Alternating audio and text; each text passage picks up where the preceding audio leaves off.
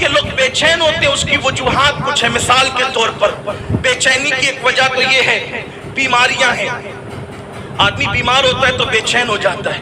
بیماری سے نجات کا خوبصورت ذریعہ میرے آقا علیہ السلام فرماتے ہیں کہ حضرت ابراہیم علیہ السلام نے مجھے تحفہ دیا اور وہ عرش کے خزانوں میں سے خزانہ ہے۔ اگر طبیب جس کو لا علاج بیماری قرار دے، طبیب حالانکہ کوئی بیماری لا علاج نہیں تھی، لیکن طبیب جس کو لا علاج بیماری قرار دے، اگر وہ بندہ روزانہ 60 مرتبہ یا 100 مرتبہ لا حول ولا قوت الا باللہ العلی العظیم پڑھے تو اللہ تعالیٰ اس بیماری سے بھی اس کو شفا عطا فرمائے۔ اللہ تعالیٰ اس بیماری، تو بیماری سے اگر نجات پانا ہے تو یہ لا حول شریف کو، اور بلکہ غموں کا علاج ہے۔ حدیث پاک میں آتا ہے کہ لا حول ولا قوت الا باللہ 99 بلاؤں کا علاج ہے، جس میں سے سب سے چھوٹی بلا رنج و غم ہے۔ تو جو شخص لا حول شریف کو لازم پکڑے، اللہ اسے رنج و غم سے بھی بچاتا ہے، بیماریوں سے بھی بچاتا ہے۔ دوسری چیز، کبھی کبھی لوگ ان کا دل کسی ناجائز طرف لگ جاتا ہے، کسی کے حسن سے آنکھیں چار ہو گئی، کسی سے عشق ہو گیا، حالانکہ وہ عشق تو ہے ہی نہیں، وہ تو نفسانیت ہے جسے لوگ عشق کہتے ہیں۔ افیئر ہو گیا، ناجائز تعلقات ہو گئے، اب بستر پہ پڑا ہے تو بے چین ہے، کاروبار میں لگائے تو بے چین ہے، ادھر لگائے تو بے چین ہے، ادھر لگائے تو بے چین ہی بے چین ہے۔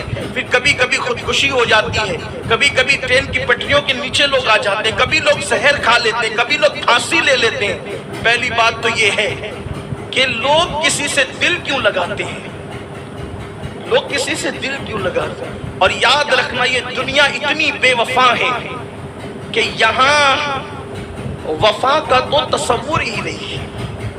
یا چند وجود ایسے ہیں جہاں پر جنہیں اللہ تعالیٰ نے وفا کے لیے خاص کر لیا ہے، باقی دنیا وفا کا نام نہیں، بے وفاؤں کی منڈی ہے جسے دنیا کہتے ہیں، اور لوگ انہی سے دل لگاتے ہیں۔ حیرت کی بات یہ ہے، لوگ بے وفاؤں سے دل لگاتے ہیں جو تمہیں بے چین اور بے قرار کر دیتے ہیں۔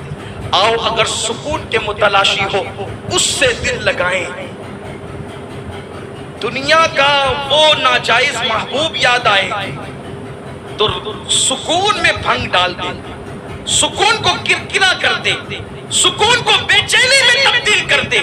لیکن آؤ ہم دعوت دے رہے اس محبوب کی عشق اور محبت کی طرف کہ اگر وہ غموں میں یاد آ جائے تو انسان کے غم خوشیوں میں تبدیل ہو جائے۔ ان کے نثار کوئی کیسے ہی رنج میں ہو، جب یاد آ گئے ہیں سب غم بھلا دیے۔ تڑپانے والوں کو کیا محبوب بنا رکھا ہے، آؤ اس کو محبوب بنائیں جس کی وجہ سے تڑپتے ہوئے دلوں کو قرار نصیب ہو جائے، اور اگر ان کی یاد میں تڑپے تو وہ تڑپنا بھی عبادت ہو جائے، اور بندے کو اس تڑپ میں وہ مزہ آئے کہ استاد زمن کی طرح یوں تمنا کرنے لگے کہ دمِ اضطراب مجھ کو جو خیال یار آئے، میرے دل میں چین آئے تو اسے قرار آئے، اور میرے دل کو درد الفت وہ سکون دے الہی، میری بے قراریوں کو نہ کبھی قرار۔